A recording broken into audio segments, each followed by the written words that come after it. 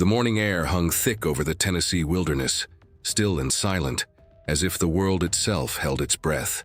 In a few hours, that silence would be shattered. Men who had marched under flags and songs would find themselves staring into the abyss.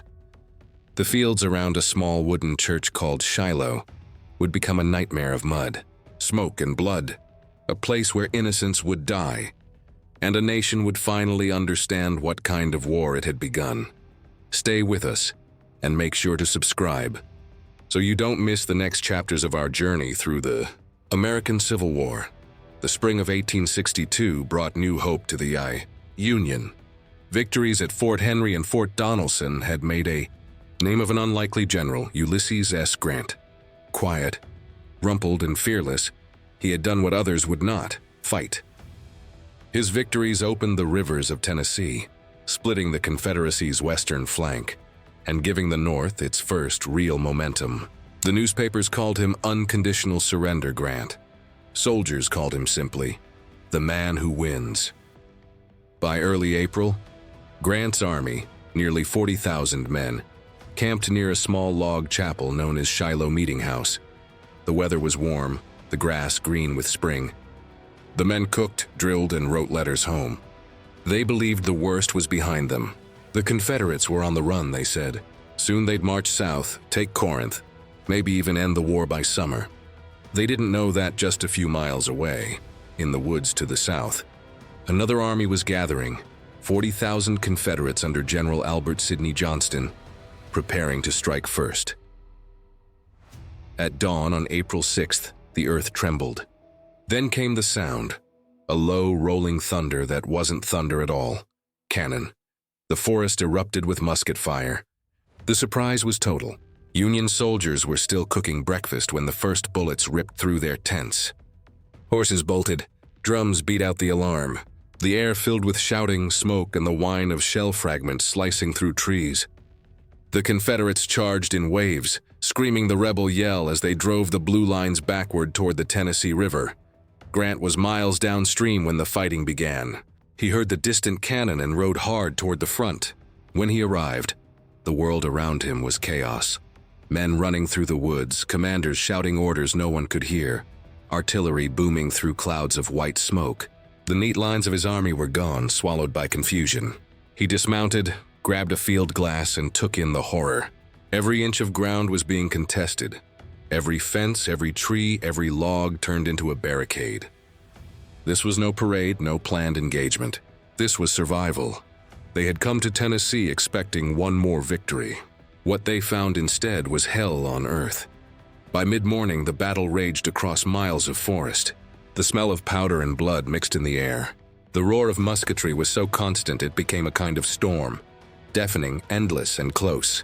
Grant's officers begged to pull back, to regroup, to retreat toward the river. But Grant, calm as ever, simply shook his head. "Hold where you are," he said. "We'll see this through." General Johnston, leading the Confederate assault, pressed forward on horseback, his sword raised high. He was everywhere, rallying men, pointing artillery, shouting encouragement.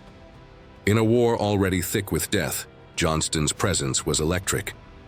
Then, just after 2 in the afternoon, a bullet tore through his leg, severing an artery. He bled out in minutes. His men never knew their commander was dead, and his army, though still attacking, began to lose direction. But the slaughter did not slow. By late afternoon, the Union troops had been pushed back to the riverbank. The gunboats Lexington and Tyler fired shell after shell over the lines, their flashes lighting the smoke like lightning. Grant rode along the water's edge, his horse splashing through the mud, shouting orders to anyone who could hear. He had been in the saddle since dawn, his coat soaked with rain and sweat, his face streaked with grime. The battle showed no sign of ending.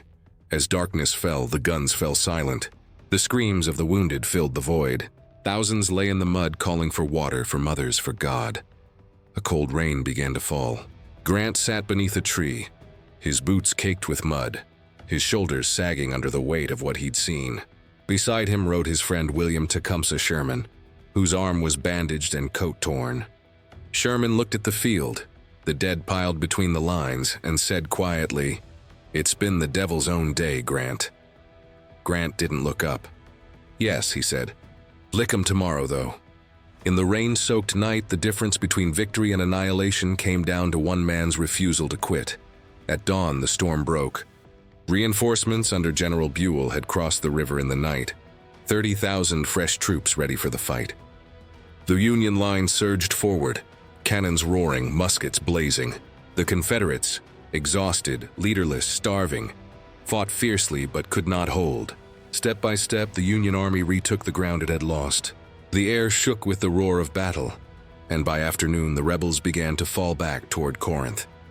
When the gunfire finally faded, the ground around Shiloh Meeting House was covered with the bodies of Americans, blue and gray, side by side. The official count would later tell the story: 23,000 men killed, wounded, or missing in 2 days. The bloodiest battle in American history up to that moment. The scale of death was beyond comprehension. The peach orchard near the church, once white with blossoms, was now red with blood. The trees were stripped bare by bullets. The church itself was riddled with holes. Soldiers who had dreamed of glory now stared blankly at the wreckage, too numb to speak. Grant said little. He had no words for what he'd seen. To him, the victory at Shiloh was not triumph. It was revelation. The Union had survived, but barely. The war would not end quickly. It would not end cleanly. It would devour men by the thousands before it was done. That night, as burial parties worked through the rain, digging shallow graves for the dead, the river ran red in its shallows. The smell of death hung for miles. A young soldier wrote home, "If this is victory, God save us from another."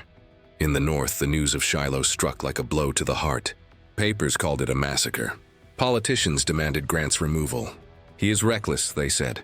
He has no mercy. But Lincoln saw what others did not. "I can't spare this man," he told his cabinet. "He fights." And in that single sentence, the president revealed what the nation was beginning to learn: that this war could only be won by endurance, by men who refused to give up even when the world was burning around them. The Union had won. But at Shiloh, victory no longer looked like triumph, looked like survival. When the guns finally fell silent, the forests of Tennessee were forever changed. The soil itself seemed to bleed. Shiloh became a word that would haunt both sides, not for strategy or glory, but for the sheer, unrelenting cost of war. Grant rode among the wounded, his face unreadable, his eyes hollow. He knew what the future held now: more blood, more iron, more sacrifice than anyone had imagined. The romance of war had died here, in the mud and rain of Tennessee. Shiloh was the moment America awoke from its dream. The war was no longer about quick victories or grand parades. It was about survival, about endurance, about who could bear the unbearable longest. And as the smoke lifted from the shattered church, the road to a new, harsher kind of war began. Grant had learned the truth that day. Only through fire could the Union be forged again. Only through blood could it be made whole. The news of Shiloh echoed across the nation like a thunderclap. 23,000 casualties, a number so vast that newspapers printed it twice, certain they had misheard. America had never seen such slaughter. The fields of Tennessee had stripped away the last illusion that war could be quick or clean. And yet, even as the rivers of the West ran red, another storm was gathering in the East, one that would give rise to a name that would echo through history: Robert E. Lee. In the spring of 1862, George McClellan finally began the grand offensive he had promised for months.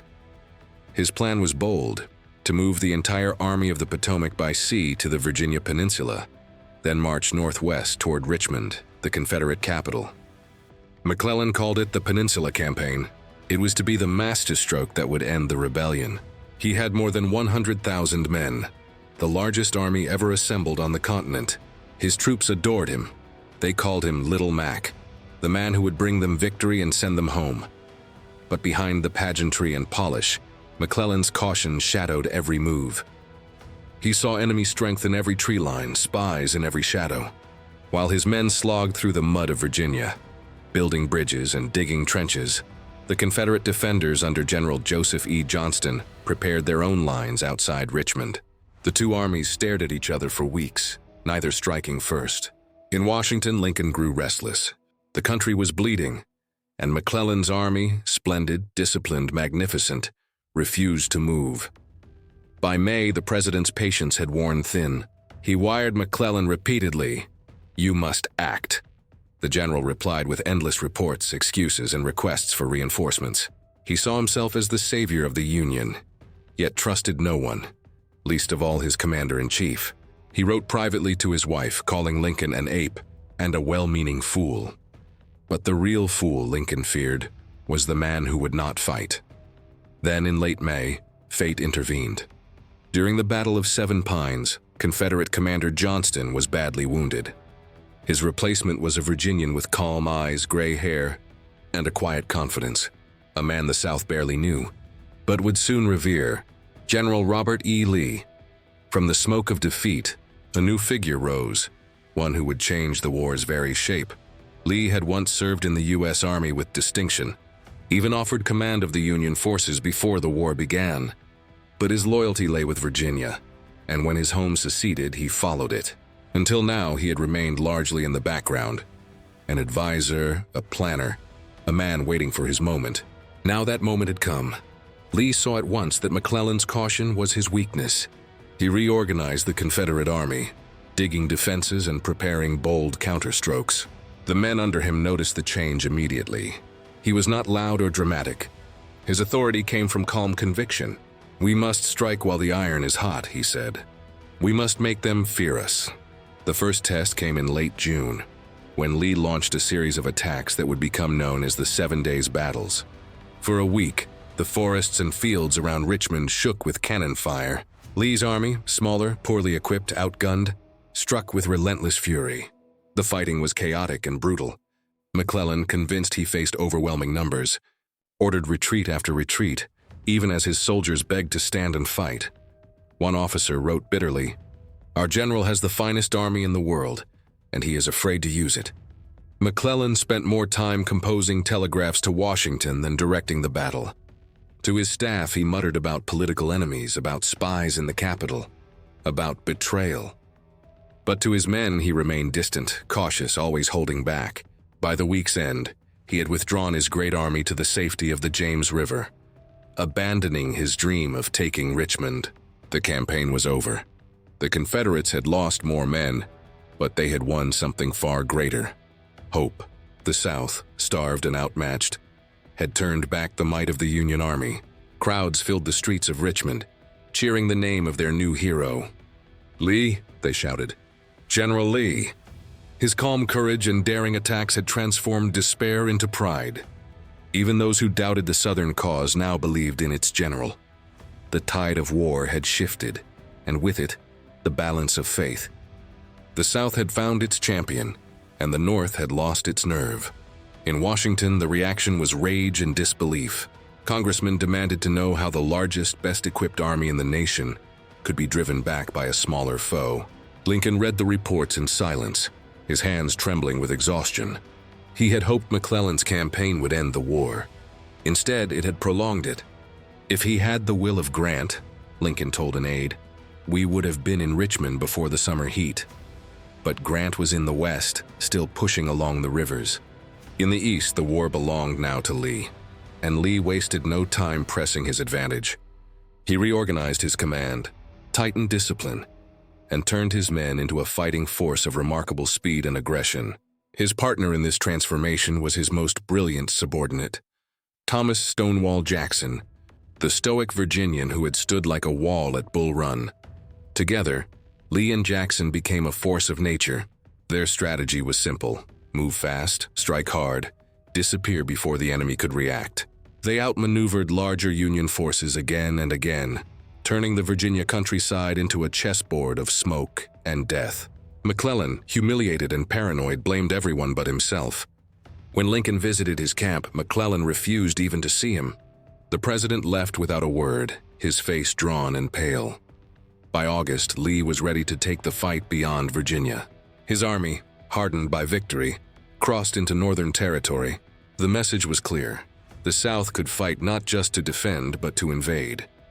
Another clash erupted at Manassas, the Second Battle of Bull Run, where Lee and Jackson once again outflanked and crushed the Union Army. It was the same ground where the war had begun a year earlier, but this time, the Confederate victory was complete. Northern morale collapsed. The dream of quick victory was long gone. Now even hope seemed to fade. Refugees flooded Washington. The newspapers spoke of disaster, of leadership lost, of a government on the edge of panic. Is the Union dying? One headline asked. Lincoln read every word. He did not sleep. The cost of war weighed heavier with each passing day. The letters from mothers, the reports from the hospitals, the endless lists of names. He knew he needed new leadership, someone who could face Lee and not shrink. Yet for now, there was no one else. He had to call McClellan back. Once again, the general he distrusted would be asked to defend the capital. Out of exhaustion and defeat, destiny was tightening its grip, drawing two men, Lee and McClellan, toward the bloodiest day America would ever know. For Lee, victory brought faith. For McClellan, another chance. For the nation, only dread. The war that had begun as a quarrel over Union and states had become a test of endurance and will. And though the South celebrated, its triumph came at a cost it could scarcely afford: the blood of its bravest and the exhaustion of its land. But Lee believed he saw God's hand in every victory. "We must trust," he told his men, "that Providence will deliver us still." As summer turned to fall, he looked north toward the rolling farmlands of Maryland. Beyond those fields lay Washington, and perhaps recognition from Britain and France, a Confederate nation standing free and sovereign. Lee prepared to cross the Potomac. His army was worn, barefoot, hungry, but undefeated. The world was about to witness a new kind of war, where courage and conviction would meet in a single, unimaginable day. The road ahead led to Antietam. The blood would run deeper than Shiloh's rivers, and when it was done, the destiny of America itself would hang in the balance. The summer of 1862 burned itself into the nation's memory like a fever. The rivers in the West still carried the stain of Shiloh, and the fields of Virginia were scorched by Lee's triumphs. But the war was far from over. Now, as the leaves began to turn, a new campaign took shape, one that would bring the Confederacy to its farthest reach and the Union to its darkest hour. It would unfold across the farmlands of Maryland, in a single day of unrelenting carnage, the day the world would know as Antietam. In early September, Robert E. Lee crossed the Potomac River with 70,000 men. His army was battered, hungry, barefoot, but unbroken. He believed the moment had come to strike north, to carry the war out of Virginia and into Union territory. If he could win a decisive victory on northern soil, perhaps the world would take notice. Britain and France, both watching closely, might recognize the Confederacy as a nation. The South's survival could hinge on one great gamble. Lee's soldiers marched through the Maryland countryside, singing hymns and old camp songs. Farmers watched from their doorways as the gray columns passed. Men in rags, their rifles rusted, their feet wrapped in cloth instead of boots. Yet their spirits were fierce. "We are invincible," one Confederate officer wrote home. "God's hand is upon our cause." But God, it seemed, had a strange way of showing favor. Only days after Lee crossed the river, fate intervened in the most improbable way. A Union soldier, scouting a deserted field near Frederick, Maryland, found a small envelope wrapped around 3 cigars. Inside was a piece of paper, a copy of Lee's campaign orders marked Special Order 191. It detailed the entire Confederate plan, the routes, the divisions, the timing. The intelligence was priceless, the kind of discovery generals dream of. The soldier handed it to his superiors, and soon it was on the desk of General George B. McClellan. McClellan read the document twice, scarcely believing his luck. "Here is a paper," he said, "with which, if I cannot whip Bobby Lee, I will be willing to go home." He had been given the enemy's playbook. Yet true to form, hesitation followed. McClellan still overestimated Lee's strength, still feared hidden traps. Instead of striking immediately, he moved slowly, cautiously, giving Lee time to regroup. In war, even a miracle can be wasted, and caution can kill more than bullets ever could. By September 16th, the two armies faced each other near the small town of Sharpsburg, along a winding creek called Antietam. The hills rolled gently, covered in cornfields and fences, quiet farms that had never seen war.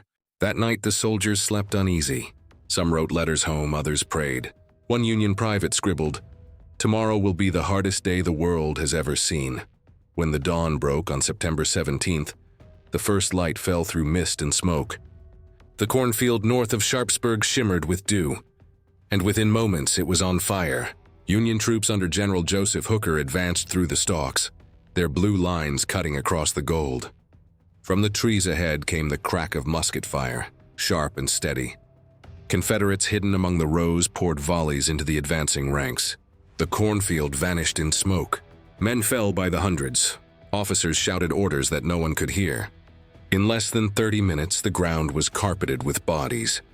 One soldier wrote later, "Every stalk of corn was cut down as closely as with a knife, and the slain lay in rows as if reaped." Hooker's assault faltered. Then reinforcements came. Then more Confederates counterattacked. The cornfield changed hands 3 times in 1 hour. The air grew so thick with powder that men coughed blood. At the Dunker Church nearby, white walls turned black with smoke and red with splatter. By mid-morning, the entire northern flank was a living furnace. In the center, Union General William French led his men toward a sunken road, a shallow depression worn down by wagon wheels, now filled with Confederate soldiers lying in wait. When the Federals crested the ridge, the road erupted in flame. Hundreds fell in seconds. The road became a trench of death. For hours, the two sides poured fire into each other, the dead piling so high they formed a wall of flesh. At last, the Union troops broke through, driving the survivors back. The road, once quiet, was now a mass of mangled bodies. From that day on, it would be remembered by a new name. Bloody Lane. Every hill, every fence, every stalk of corn had become a grave, and still the day was not half over. To the south, Union forces under General Ambrose Burnside faced a stone bridge that spanned Antietam Creek. Across it, a small Confederate brigade held firm, firing from behind trees and rocks. For hours, Burnside's men tried and failed to cross. The bridge ran red with blood, the creek choked with bodies. Only in the afternoon did the Federals finally break through, driving the defenders back. Victory seemed near. Then, from the hills beyond, Confederate reinforcements arrived. Fresh troops under General A.P. Hill, marching barefoot all the way from Harper's Ferry. They struck Burnside's exposed flank and threw him back across the bridge. The battle's final chance for decisive victory vanished in smoke. As night fell, the cannon fire faded. The fields lay silent except for the moans of the wounded. The cornfield, the sunken road, the bridge, each was a monument of death. Nearly 23,000 men lay dead or maimed, more than all the American losses in the Revolution, the War of 1812, and the Mexican War combined. The battle ended where it began, a draw, both armies too broken to continue. When morning came, Lee's army still held its ground, but barely. McClellan, believing Lee's force much larger than it was, refused to attack again. He had won the advantage, but lacked the will to use it. That night, under cover of darkness, Lee withdrew his army back across the Potomac into Virginia. The invasion of the North was over. It was a Union victory, but a victory that bled like defeat. McClellan, proud as ever, telegraphed Washington, "Our army has done nobly. The enemy is driven back." But Lincoln's joy was muted. He had hoped for the destruction of Lee's army, the end of the war's momentum in the East. Instead, he saw only another stalemate. "My God," he murmured, "what will the country say?" Yet beneath the sorrow and exhaustion, something profound had changed. Antietam had given Lincoln what he had been waiting for. Not triumph, but enough. A victory, however narrow, that would let him act. For months he had wrestled with the question of emancipation, waiting for the right moment. He could not issue it after a defeat. The world would see it as desperation. But now, after Antietam, the time had come. From the blood of Antietam, Lincoln found the courage to change the war and the meaning of America itself. In the days that followed, photographers arrived at the battlefield. They captured the aftermath. Rows upon rows of bodies, faces frozen in the mud, hands reaching for rifles that would never be lifted again. When the images reached New York, the nation gasped. For the first time, ordinary citizens saw war as it truly was. One reporter wrote, "The dead of Antietam meet us on every turn. It is not war in the distance. 'Tis here, before us." The name Antietam would forever stand as a measure of suffering. A single day when the United States lost its innocence once more. But from that horror, something larger was born. The Union had held. The Confederacy had failed to win its recognition, and Abraham Lincoln, weary and resolute, knew the moment had come to transform the cause. Within days, he would call his cabinet together. The war for Union would now become a war for freedom. The blood that had soaked the fields of Maryland would not be shed in vain. For from that crimson soil, the idea of a new America was beginning to rise. The age of compromise was over. Ahead lay a different kind of battle. One fought not only with bullets, but with purpose. And from the ashes of Antietam, the first light of emancipation began to dawn. The smoke from Antietam still hung over the land long after the guns fell silent. The wounded filled churches and barns. The rivers ran heavy with rain and ashes. But beneath the grief, something was shifting, something vast, moral, and irreversible. President Abraham Lincoln felt it most of all. The war that had begun to save the Union was becoming something greater. It was no longer just a struggle to preserve a nation. It was a struggle to redefine it. In the days after the battle, Lincoln walked the halls of the White House in silence, papers in hand, his face pale from sleepless nights. The Emancipation Proclamation had been written months before, waiting for a victory to give it strength. Now Antietam had provided that moment. The Union had stood its ground. Lee had retreated. It was enough. Lincoln gathered his cabinet on September 22, 1862. The air in the room was heavy with anticipation. Some doubted, others objected, but Lincoln's voice did not waver. He read slowly, deliberately, as though each word bore the weight of history. That on the first day of January, all persons held as slaves within any state or designated part of a state shall be then, thenceforward, and forever free. The words were simple, but their echo would shake the world. The Emancipation Proclamation transformed the war's purpose, from preservation to liberation, from politics to principle. It declared to every soldier, North and South, that this struggle was no longer only about borders or constitutions. It was about freedom itself. The war for Union had become a war for the soul of humanity, and there would be no turning back. Across the country, the reactions were as divided as the nation itself. In the North, abolitionists rejoiced. Church bells rang out in cities and towns. For the first time, many saw the war as a moral crusade. Yet others recoiled. Riots broke out in some cities. Politicians called Lincoln a tyrant. But the president stood firm. If slavery is not wrong, he said, nothing is wrong. In the South, the proclamation confirmed every fear. Confederate leaders called it proof of Northern hatred, a declaration of total war. For enslaved men and women, though, it was something else entirely, a signal of hope. Word spread slowly through plantations and farms. "The Great Father has said we are free," whispered one man in Virginia. Many fled toward Union lines, seeking the armies that now marched not just for country, but for their freedom. On the battlefield, the impact was immediate. Black men began to enlist, eager to fight for the cause that had long been denied them. They came from fields, cities, and even the ranks of the escaped. By the year's end, the Union would begin to form colored regiments, men who would fight not only to save a nation, but to claim their own place within it. In their courage, the Union found new strength. While the moral heart of the war had shifted, its cost continued to climb. The winter of 1862-63 was brutal. The armies bled and starved through the cold. Lincoln faced a chorus of doubt. Critics mocked the proclamation, claiming it freed only those the Union could not yet reach. But Lincoln understood something deeper. He had changed the purpose of the fight, and with it, the destiny of the nation. By spring, two names came to define that destiny: Grant and Lee. In the East, Lee's army of Northern Virginia stood defiant, unbeaten in spirit though worn by battle. In the West, Grant continued his relentless march down the Mississippi, determined to capture the Confederate fortress city of Vicksburg, the key to controlling the entire river. There, on the high bluffs above the water, the Confederacy's fate would hang in the balance.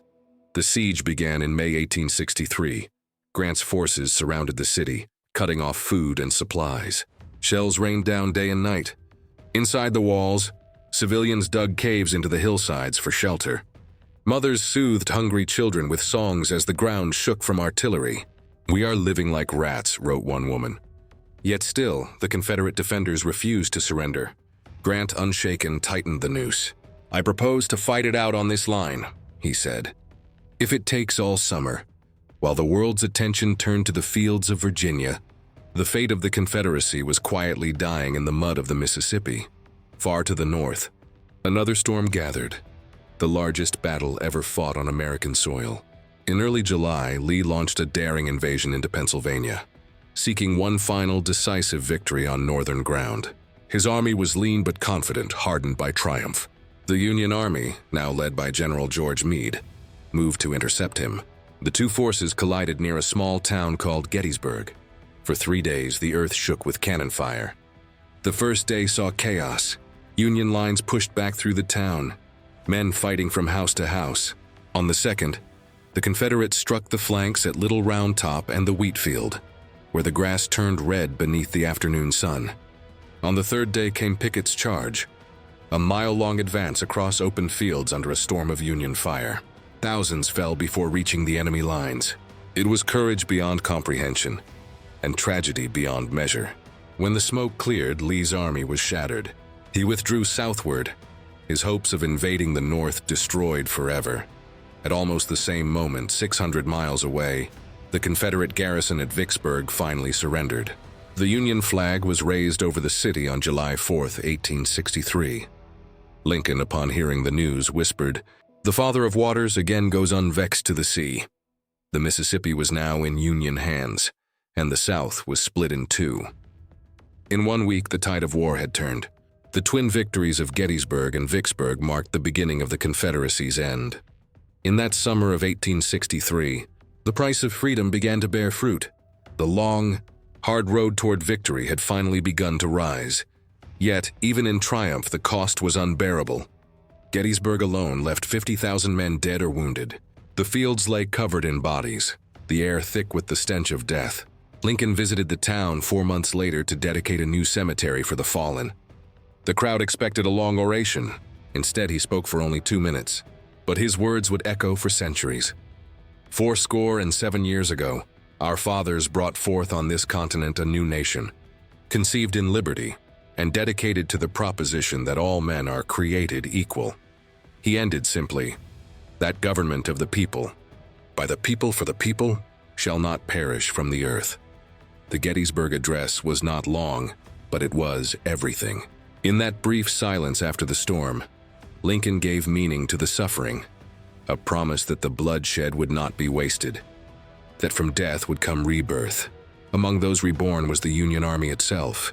The Emancipation Proclamation now became reality, as black soldiers joined the fight in growing numbers. One regiment, the 54th Massachusetts, would prove their valor beyond question. In July 1863, they led a heroic assault on Fort Wagner in South Carolina, charging into fire and death with unmatched courage. Half their number fell, but their bravery silenced doubt and inspired millions. A new chapter of the war had begun, one where men once enslaved now fought to free others. The war had changed everything: the land, the people, the president himself. What had begun as a battle over secession had become a moral reckoning. The nation was paying its debt to its founding promise, and every drop of blood was part of that payment. Lincoln knew the road ahead was still long, but at last he could see where it led. "We are going through fire," he told a friend, "but out of the furnace will come something better." And so the year closed in a strange light, not of victory, but of endurance. The Union had survived the storm. Freedom had taken root, yet the cost was far from paid. The years ahead would test every ounce of faith, every inch of will. For both North and South, the next battles would decide not only who would win the war, but what kind of nation would emerge from its ashes. This was the crucible of blood and iron, the turning of history itself, and it would lead directly to the next great chapter of this story, the turning point, where hope and despair collide as the war reaches its peak. We'll witness the courage of Gettysburg, the fall of Vicksburg, Lincoln's immortal words, and the rise of the 54th Massachusetts, the black regiment that redefined what freedom truly meant. Stay with us and subscribe to our channel. So you don't miss this powerful next chapter in our journey through the American Civil War. The story of how a nation nearly destroyed itself to be reborn